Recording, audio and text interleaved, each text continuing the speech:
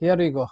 Uh, so today we'll discuss about COVID and healthcare, and this is a very interesting discussion for many reasons. One is, of course, COVID itself is a healthcare issue, and we know that the people in the front line today are healthcare personnel. So uh, you know the people who are essentially saving us today are people from this segment, and in many ways they are heroes, but at the same time in many ways they are also suffering, and we'll come back to this suffering part a little bit more in detail, and probably something which we really need to focus on going forward, because as we all know that healthcare in India is very underdeveloped. One of the worst, if I may use the word, healthcare infrastructure in the world, and definitely a country of this size is there in our country. And this COVID uh, has exposed it like never before, because so far this problem, while it was there, it was below the surface, at least below the surface for people like us who have access to private health care and more or less were able to manage for various reasons, including we have a very young population, a large number of those middle class, upper middle class have insurance provided by their companies, organizations, or while the cost of healthcare has been going up in this country, it is still much cheaper compared to global standards.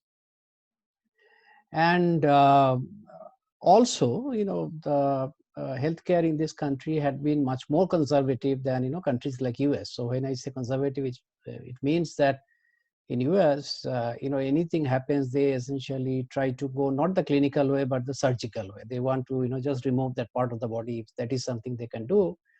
India still very conservative. We try methods which are non-surgical, and that keeps the cost down, and many times of course that is also good for the patient. So there are various reasons for which people like us in the middle class and above had not been affected by the healthcare lacuna that we have. It had been affecting the poorer sections of the society. It has been shown by statistics that if there is a healthcare emergency in a person who is a lower middle class or poor household in the country, around 80% of the cases they actually become broke as a family, because they will either sell whatever land they have, a small piece of land they have, or they will take a loan against their houses, or they will sell whatever ornaments they have, or they will take money from money lenders that's a very high cost, and then ultimately end up working for them for years. But COVID, in a way has exposed this big gap. And one of the reasons, or probably the primary reason for this, is COVID is not differentiating between the rich and the poor. So whether you are very elite, in fact, if you look at the numbers today globally, the richer countries have been affected much more than the poorer countries. And the first COVID infections have started with people traveling by air, right? So they are obviously the elites of the society, and other people started getting affected. And still today, this coronavirus is much more prevalent in the urban areas than in the rural areas. So the middle class and people above middle class from the financial perspective are the ones who have been exposed in a big way, which is not the case for many other ailments. If you look at, we always give this example of the people who are dying because of malaria, for example, in this country is far bigger number than the 1,000 people who have died in COVID, but it largely doesn't affect the privileged individuals or privileged part of the society. And second is that COVID has no treatment and no vaccination. In a very unfortunate and a very ironic way, COVID has suddenly made us aware, and I include myself also in this, us, about where do we stand, in the healthcare index globally. I don't think people would have really thought ever or in a serious way, but for few individuals that, what is happening to the health of the people who are working for us, whom we call, say, maids or drivers, or, whether their family is safe, or for the matter, people we don't even see, the urban poor, for example, only when they came out in millions across the country, we started saying, oh, we have to be very careful about them. We have to keep them somewhere so that they don't go home. They can't be let loose because they might, carry the disease. So in a very ironic way, COVID has exposed the lacuna of the healthcare system in the country. People are now talking about, how many tests per thousand, how many kits per thousand, how many personal protective equipments we have, what is the gap, how many masks we can make, and, how much we should import, how many beds we have per, million or per 10,000 people, how many beds, ventilators we have, how many isolation beds we have. These are the things which we never really bothered because we were having a pretty good life. Let's be very honest. We probably were having healthcare better than many developed countries, clearly better than USA, and definitely at par with many European countries, because we are a privileged few who could, just walk into a hospital and get best of the best treatment at a much lower cost compared to, the developed countries. So I wanted to share this context before starting, because I guess that there are a lot of changes which will happen in the society, in the industry, how we work.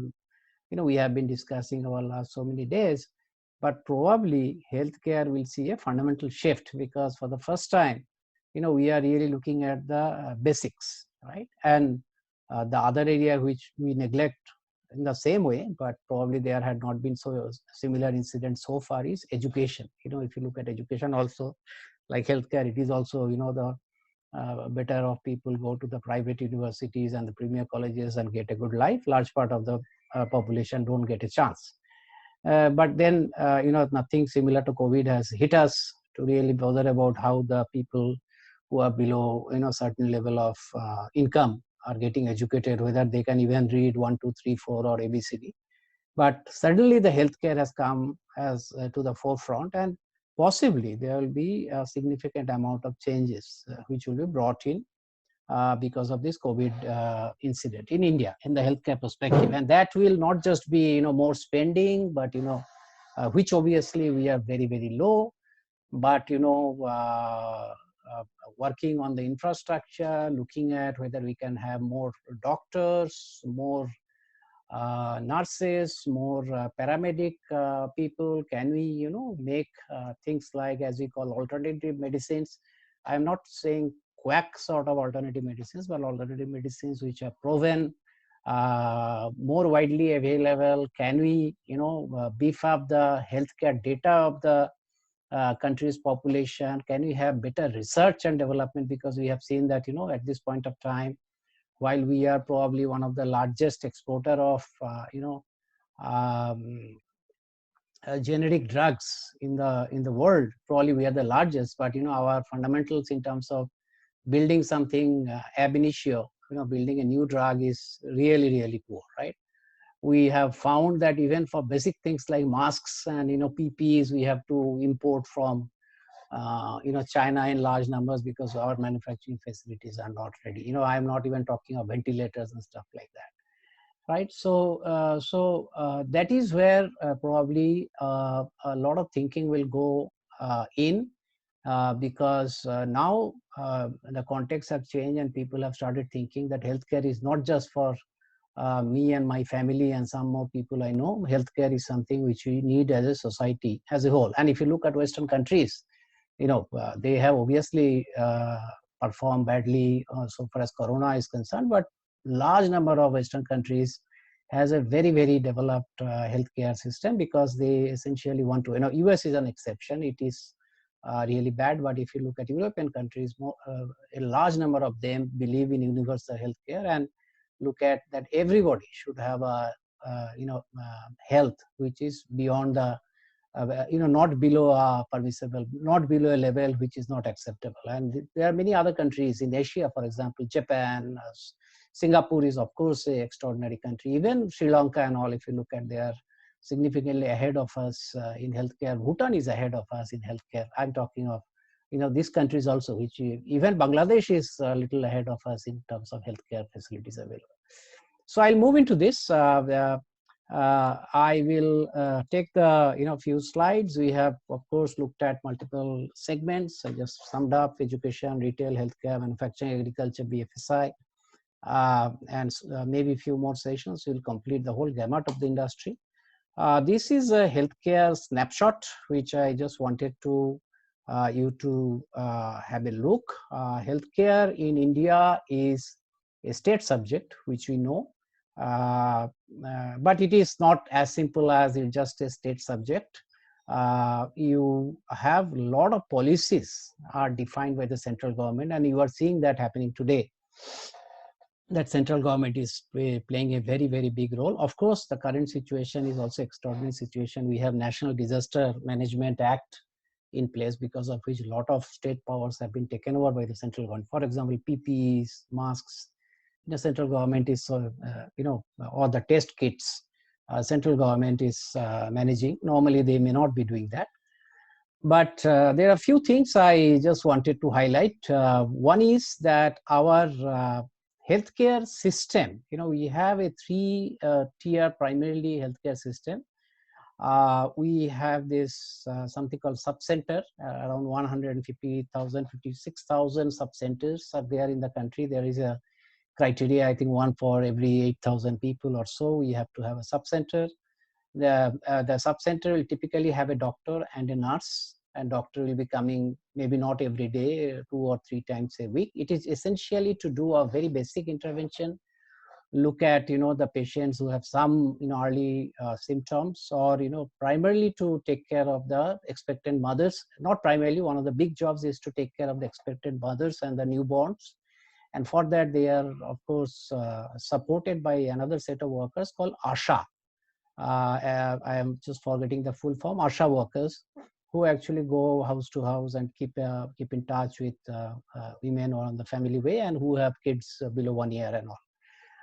And then second level, above that, if people find some sort of symptoms which is beyond just diarrhea, so you give some medicine, some fever, you give some medicine, cough and cold, but it is a little bit more complicated. They are supposed to be sent to the next level, which is 1/6, 25,000 or so in the country.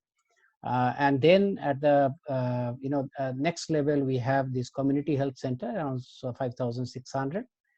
And the first referral units, 3,000. So it's a tiered structure. So you have a certain criteria that for so many number of people, you need to have a subcenter, then for a larger number of people, you have to have a PHC or primary healthcare center, and then a larger number of people, you have to have this community center, and then referral units, and then it slowly goes up. Then you have this, the specialized hospitals, and then national hospitals. So specialized hospital is the hospitals which primarily work at the district level or a couple of districts together. And then, you will have this Cancer Institute in Calcutta, or, ID, the Infectious Disease Institute, which is very much in news today. And then you will have certain national institutions which are of national importance, like AIIMS. Then you have postgraduate, PGI, Postgraduate Institute in Chandigarh, JIPMAR. Then you have in Bangalore, you have this, this mental health, NIMHANS, right? So there looks to be a lot of entities which are there in the country. Of course, we are a large country, so you understand that if somebody has to go to subcenter, they probably have to go for 2 kilometers. If they have to go to primary health center, they have to go for 10 kilometers. And if they have to go to community, they have to probably go by 100 kilometers and all that. and it is not that easy to go in the first place, because if you have to go 10 kilometers and come back and there is no transport, if you're poor, you will lose the whole day. But the bigger problem is most of these places, either the doctors are not showing up or nurses are not showing up, or whatever equipment is there is in very bad shape. If you can just go into, mute. I will just put everybody on mute. Yeah, everybody's on mute. Okay, so that is one of the problems. I'll come back to this because this is very important. That while we look at healthcare, looks like there is nothing. There seems to be a huge infrastructure which is there from the British time, but it is very inefficient, because somewhere the nurse is there but the doctor is not there. Somewhere the doctor is there, nurse is not there. Somewhere both are there, but there is no medicines. Somewhere all the three is there, but the bed is broken, and then the equipment is not working, and there is a huge amount of corruption in the system. So this can be rectified, and this can be one of the focus areas the government can do. On the other side, if you look at our primary healthcare, is actually world class in many ways. This medical tourism has not really picked up in a big way, but there's, at least for the Indians who are outside the country, whenever they fall sick, whichever country they are in, they will come to India, get treated, because they get treatment at par with global standards. And some of our hospitals, if you look at Tata Memorial Hospital, it's considered globally as the final word in cancer treatment, right? If Tata Memorial says nothing can be done, worldwide, the the assumption is that worldwide it is the same opinion. CMC Vellore, and there are many hospitals like that, which are extraordinary in quality. And we, of course, they have a total of only probably 50,000 beds in the country for 1.3 billion people, and only maybe 2-3% people like you and me are lucky enough to land up there. And a large number of people don't have the wherewithal to go even pay 700 rupees in the OPD and get treated for anything. Health insurance premium, health insurance penetration in the country is very, very low. I think the number given is around 25%. And then if you take out the multiple insurance which individual takes, probably I will have one more than one, you will have, and all that, you'll probably be below 15% penetration. So most people are without any insurance. So that's where the previous point which is said, that in 80% of the below poverty line, if there is a health situation at home, people go into permanent indebtedness, right? They have to work for years to come back to wherever they came from. And that is one of the big reasons why in India, people don't go when the problem starts. They wait for long, and ultimately they, go for when nothing is, it is unbearable, and, things are really bad. They really, sell whatever they have, or they take some money and then make a visit, from Bengal, you typically tend to go to a far off place, because you also want to feel that, you have done your best. So,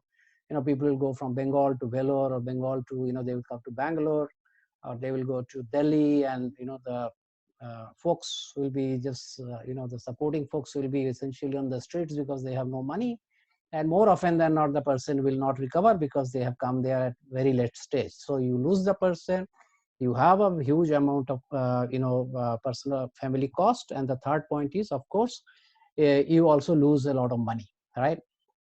And I'm telling this because, this is not something which we really talk about on day-to-day basis, but this is something we should know. Because another, this COVID itself, I don't know whether we'll survive in a big way, because, many cases, I think we are thinking of victory and all too early. But, one more, or there is a second wave, or third wave and all, I think as a country will be literally on our knees. Right. So the moment we come back in whichever shape and form, we have to really work on making our healthcare better. Then, of course, we are lucky in certain ways that we have a very young population today. So, our 85% or 80-85% people are below 60 years of age, and that gives us a runway that they will become. Even if they are sick, they will take some time to show up, but this is the right time for us to, focus on that, 20 years down the line, we should not be having too many sick people. And we are going towards that. We have very high pollution. We take, all sorts of antibiotics very fast. We do very hazardous job. We have, the people who are carrying 60, 70 kilo on their shoulders today because they are young, 10 years from now, they will have back pain, severe back pain, and they'll be on bed, right? So we have to start working so that we tomorrow the disease burden on the country is not very high. We are going that way, and today itself we are struggling with the facility. And let's not forget that there are a lot of diseases where we are the global leader, right? Diabetes, high blood pressure, issue of high or low BPs, blindness, acquired blindness, not congenital, not from birth, right? And on the top of this, the spending on our health from the government is only 1.2% of the GDP, and private sector spends another 4.8%. We are at 6% altogether. If you look at developed countries, everybody spends 10, 8, 10, 12%. US spends around 17%, but of course they are very, very, they are very expensive, and they are of course not very successful, but they are far better than us. But they are not successful compared to Scandinavian countries. Left side, I have not really gone into it. But few things we have to see that some people are lucky, that they are in organizations, especially in the public sector organizations, where they have a hospital or healthcare, they have insurance, but that population is again coming down. You will have increasingly that population is coming down, and more people are getting exposed to a situation where neither they have age on their side, nor they have insurance with them, and neither the organization is standing behind them. Even if you go for good organizations like Infosys and all, if I look back, there was a cover, but it was up to certain, maybe 8 lakhs, 12 lakhs, 20 lakhs, you can buy and make it a little better. But if somebody needs a liver transplant, which needs 30 lakhs, you have to get into your, into your pocket. And if you need to do that outside the country, you just can't do it, because it will be a crore or so, right? So a lot of people are slowly getting into the zone in India. One side financially, other side, health issues are coming, big way. I'll come to COVID, but I thought this is something we should understand, so that another COVID or whatever doesn't catch us totally unprepared. This is the healthcare challenges. I will not get into it. We have put some graphs here. You can go by these graphs, but it is essentially gives the same thing, that if you look at our number of beds per 1,000 people, if you look at our spending per capita or spending overall, if you look at number of medical facilities, number of beds, we talked about the doctors who are in duty. And again, we have some 1.1 million doctors. And most of the time in India, the education, but for the government paid education, which is if you study in Calcutta Medical College and all, it will be much cheaper. But largely the private sector has made a business out of it. People spend enormously to get a degree.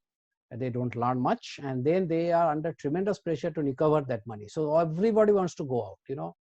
If you look at at any point of time, the biggest demonstration and biggest amount of the agitation that is happening for people to go out of India and go to UK or US, which is the most lucrative countries for Indians to practice, will be the doctors, medical professions, because not necessarily they don't want to serve. They have spent 2-3 crores, and if they get into a job in India, they will never be able to pay back, and it will take years to establish themselves to make money, right? So they just want to go out and then make money, and so that is a tragedy, right? And so every way our numbers are really bad. We are producing less number of doctors because there is this very corrupt system. Medical Council of India doesn't give approvals very easily. We are producing not enough nurses. Again, nurses also want to go out because Indian nurses are very known outside the country. Whatever good nurses, the moment they get into somebody nursing staff get exposed to emergency care, ICU care, they immediately go out, right? So we are losing huge amount of talent on the healthcare side, and our fundamentals are very weak. So what is going to happen? We know this COVID thing. We know that we are really very stressed out at this point of time. The government is going for lockdown after lockdown, and I can't blame them. You cannot say that today's government is responsible. It is a collective failure over the years that we have not focused on it. We have become party to it. You and me are also party to it, never really cared because we are having a pretty good life.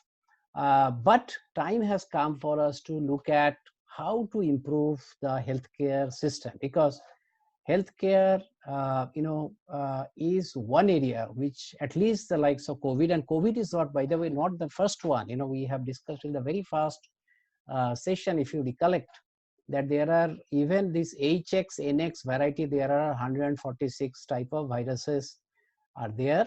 We have seen SARS, which thankfully did not come to India. The fatality was some 36%. Then we saw MERS, and now we are seeing COVID. You don't know when this, this influenza flu vaccines, the next one will be coming. Even, take out the fact that China did something, or some sort of lab somewhere is doing investigation. This is going to happen, and things have changed drastically in the worldwide.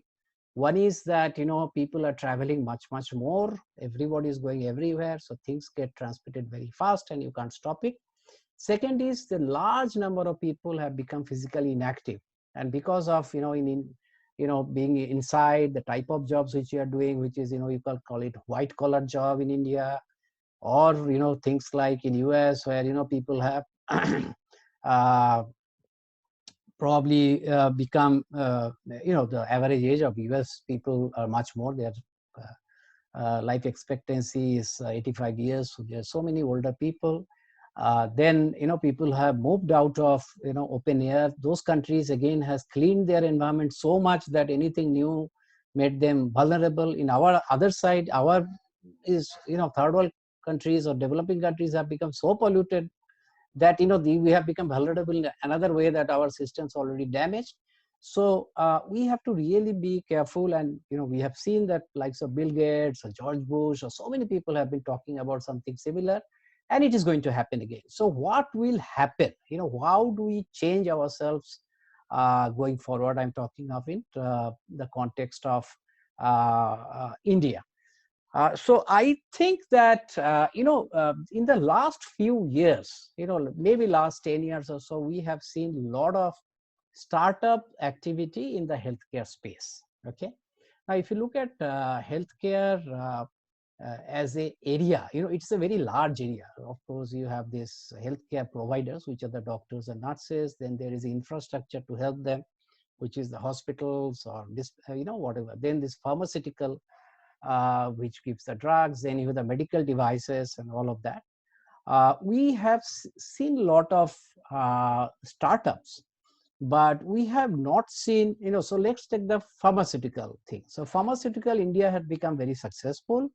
We started with Dr. Reddy's lab in Hyderabad, and then we have started doing reverse engineering of the drugs, medicines, which has gone out of patent.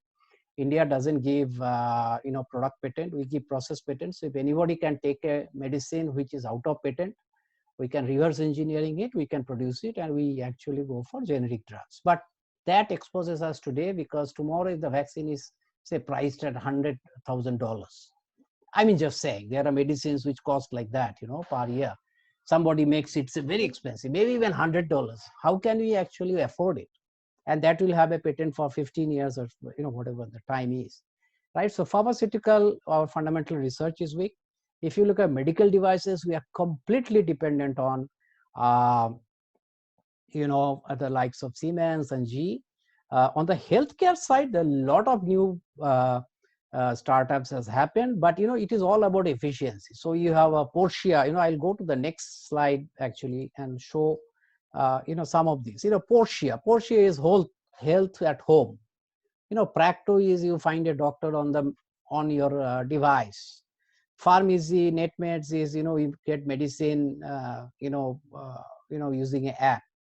Health card is again a lot of medical devices, low value devices, not obviously the ones which you the MRI and all, not those sort of things. But if you want to take a oxygenometer and stuff like that, that is what it is, right? E-Keen Care is essentially again, it's a sort of a place where you can find out, somebody who can give you some health care. Doc Talk is talking to the doctor online and doing the healthcare on which has become right now very popular. So if you look at all the innovations in the healthcare space has happened only in the space of building some efficiency. So there is fundamentally no difference between a app which makes delivery of pizza faster and better, and you can deliver pizza at 10 o'clock in the night while it is warm. Instead of that, you are delivering some medicine or some doctor or something like that. So no fundamental work has really happened. But COVID has, and I'll go back to the previous slide. This is a list I have taken from the ideas which NASCOM has been, sort of propagating. A lot of companies are working on it. You can go through it. It's an interesting link I have given. So, it's a very local problem. If you look at medicine is one part. If you look at somebody will develop the medicine, maybe somebody is saying hydrochloroquine is also the quinine, which you call this can be a medicine. A vaccine, the Serum Institute is saying in Pune that they will also try. But COVID is a social issue. You have tremendous amount of opportunity. How to identify who has issue, how to identify who has better exposure, how to find out who is how to monitor people at home, how to do intervention so that people don't fall sick. Today only I came across one survey which is Maryland University is doing with Facebook, and maybe you guys also have got. They are trying to find out hotspots, potential hotspots across the world using Facebook data, right? And people are freely sharing data. If you go to the government sites and all, you will find tremendous amount of data because we are under a lot of pressure. So probably right now, I don't think we can make overnight changes in making some vaccine or medicine from grounds up, but a lot of startups have started working on in things like monitoring patient remotely, or connected care platforms, home quarantine tracker. In Russia they have put this sort of tracker in the hills of like you see in movies, right? So that you can you can be tracked if you go out of your home and all. So in India and US actually they have been talking of using the cell phone data for that. Maybe in India also will be doing it. You'll be probably be given.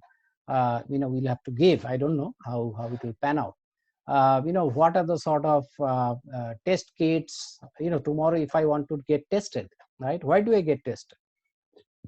Suppose I have to travel and the airlines has said that I have to be clean in a test which has happened in the last 48 hours. I have to find out where can I get a test done, right? And there can be many other new startup ideas, but only in the healthcare space.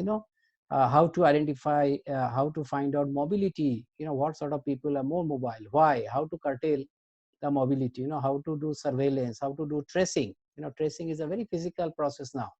People are going. People, how tell me where did you go? Whom did you meet? And all that. Now, beyond a point, it is not possible.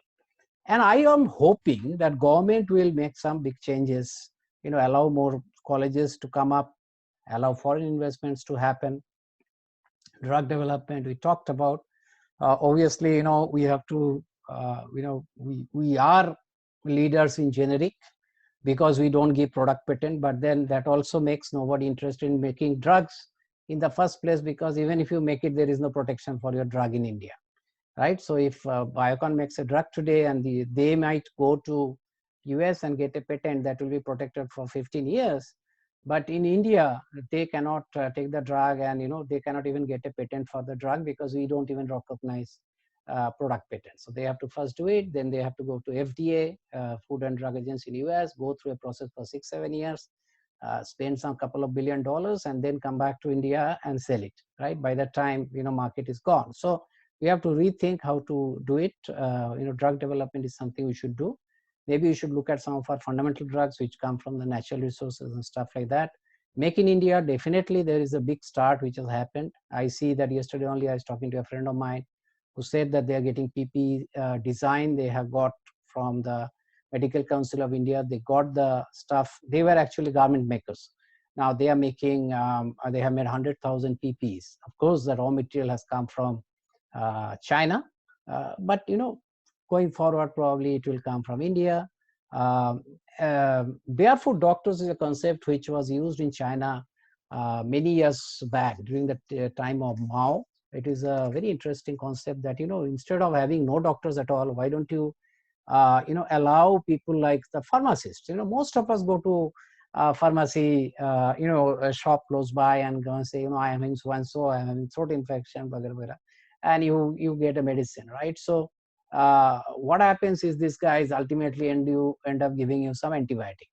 So they actually, because they have no stakes whatsoever, they just say take this and you will be recovering, and they will give you some norfloxacin for throat infection. You take 2 of them, don't follow a course, you feel better, you go back to work, and then we develop some sort of resistance to antibiotics. So India is a hotbed of place where we are developing resistance to antibiotics, and also that is called super bugs, bugs which are resistant to antibiotics. India is leading there, right? So why not give them some sort of a local, some sort of certification, but they can do some sort of primary intervention. May not be in the cities, but definitely in the villages where there is nobody, right? Your doctor is not coming for weeks. Asset utilization, I talked about that we have an asset, so many primary care centers, sub centers and all that, but can we do an audit and really find out how we can make them operational? Integrated policies between state and center. Today a lot of these differences are coming out. You are finding Mrs. Banerjee, Mamata Banerjee saying, I have only 40 test kits and all. She was talking about a month back, and central government was saying we have enough and we have given to everybody. Now, those are the things can be ironed out. Of course, it has to be at the state level, but they are better integration. And the last point is that there has to be some incentive for people to go and work in rural area. Because as I mentioned that, if, the first of all, we have only 1 million for 1300 million people, 1:1300 is our doctor ratio. Out of that, if you look at the availability of doctor between rural and urban in India, and I am talking of especially tier 1 city versus the remote locations, the availability of doctor ratio is 1:600. So there are places in India where there are no doctors in probably 200 kilometers, 300 kilometers, and CHC and PHCs is not even operating. And that's why you get to see that, people have carrying their, people try to go to hospital and they died on the way and stuff like that, right? So how do we make it more attractive? Maybe, I really don't know. There are a lot of people who are much more energized, but just showing a stick and saying that you have to go is not the right way. So I stop here.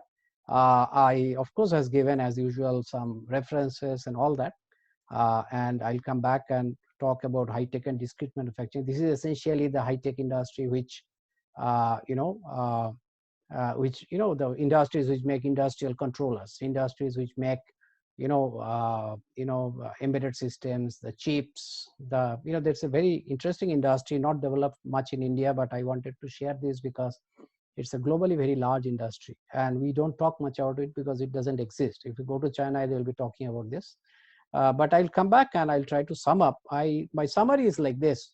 COVID, unfortunately exposed the great gaps in the healthcare which is there in India.